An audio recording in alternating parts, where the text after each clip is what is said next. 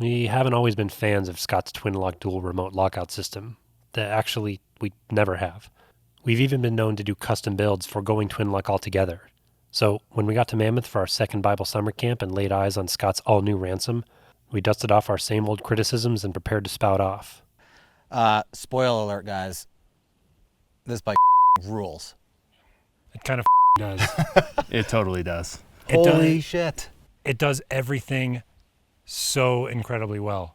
Yeah, and I want to start off too, like by saying this is the only time I've ever put a Twinloc bike into that part itself, into the liked column on our test form.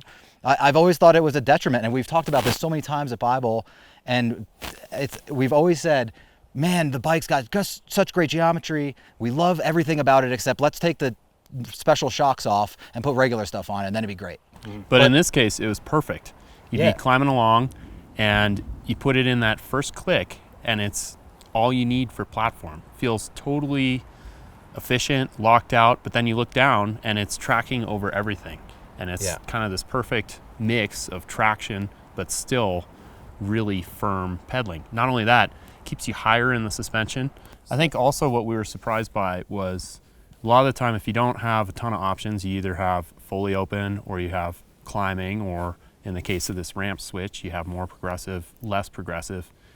Sometimes it can feel like, man, I wish I could fine tune this further. It's not quite what I want for moving in this direction. But here, it seems like they nailed the tune. Yeah, and that's important, really important, because you can't do a lot.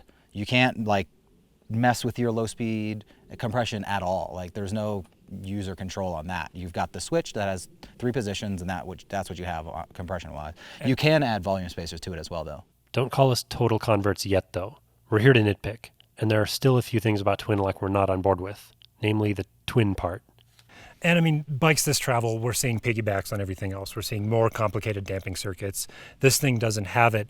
I think the main reason is that to get Twinloc to do what it does, which is both control air spring and damping both at once, they can't be in 2 different places. Right. So they really didn't have any other choice. But like you guys said, they nailed the tune on this thing. So I don't think it really needs any more. Yeah. No, it's a very capable rear end to this bike. Definitely feels like it can motor through stuff. It's not overwhelming the rear shock at all.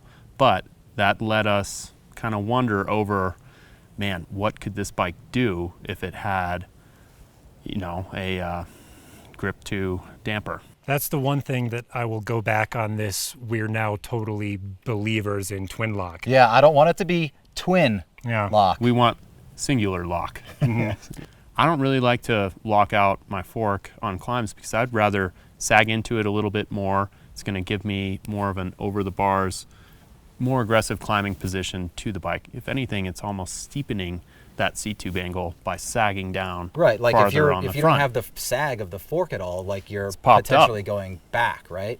I like having that sag. It's good. You know, you can be aggressive on it. I don't feel like it's sucking power away. I think that this bike would do really well with the extra sensitivity of that Grip 2. And while we're finding nitpicks about Twinloc, Yeah. something that has always bothered me about it, especially now in the 1x era, they've decided to, instead of putting your dropper lever down where your thumb lives during the ride, they put the Twinloc there and put the dropper lever back up where it used to be in the 2x days. Yeah. And I think it's because they're just so proud of what Twinloc is. Like, why wouldn't you want to use it all the time? You don't need it all the time. The 2 things that need to be within closest reach are your rear shifter and your dropper post. Everything else can go other places. Mm-hmm. I did find myself using Twinloc a lot though, more than I would have thought. If the trail mellowed out at all, there was a pedally section. Of course, I went to that first click, which gave me that firmer platform, but I would be alternating back and forth quite a lot. Still, I would like for that left lever to be my dropper. Yeah. But that's a small nitpick on something that really performs super well. This, for me, was the best all mountain bike of the bunch. Like if you're going to use that term, it's perfect. It's almost a different version of all mountain though. This is go up into alpine, find big, nasty terrain. You can tame it on the way down. You can climb all the way up to it. Doesn't matter if it's been unridden, chunky, whatever. This bike can kind of monster truck through it. Yeah, that gets us to the descending. Like, I mean, I really like the way that rear suspension felt. Like, So this is a new shock, and it has this ramp switch on the can, and it allows you to like, you can have it in like this plush mode where it feels kind of like a coil shock. It's super Sort of downhill bike like almost. Yeah, it's sensitive and really nice on chunky, big, huge stuff. But then like if you need some support, you want to jump the bike and play with it a bit, you stick it in ramp mode. And you could do that there've been volume spacers for years. Yeah, but you have to take the shock apart to do it. Yeah, you're not going to do that on the Yeah, you can't do it in the, and there's a lot of people that won't do it ever. I mean, I will forgive people for being intimidated by the idea of taking their rear shock apart. That's not really what you're doing. You're removing the air can, but it seems like a little bit much for a lot of people. So I love that this kind of brings that idea of ramp control to the masses, and it can be dependent on your conditions. Like, I'm going to plow this section of the trail, I'm going to jump that section of the trail, or like it could be dry, wet. Yeah. And it's not gimmicky. Like you look at the little switch on there, you're like, am I really going to notice really? anything? And it actually does work.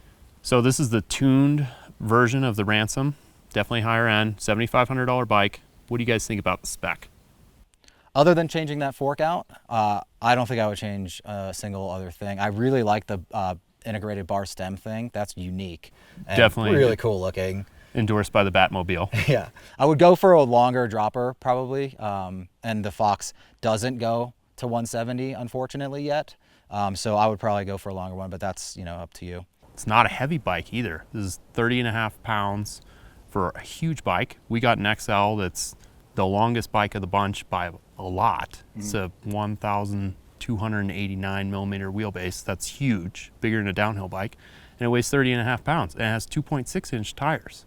I didn't have a problem controlling the bike. It was maneuverable, and it was like lightweight and lively and poppy, and it has the most travel in the test as well. 165 rear travel, 170 up front, and it should feel like this cloudy kind of vague thing, but it's not that at all. Like, it just felt easy. It seems to be ground hugging when you need it to be, and ground destroying when you need it to be. Yeah. And still maneuverable. It's got some of the shortest chainstays in our test here, 438 millimeters. You can throw it around, even though it's this long beast, but it's not hard to move it around. It's lightweight, so maybe that helps, but there's something to it. It's different. The Ransom's magic is that it's the longest travel bike in the mix, but never felt the slightest bit unwieldy or cumbersome. It's as proficient and uncompromising on the climbs as it is on the descents, and that's a rare and rad combination. Check out the full review and the rest of the videos at bikemag.com.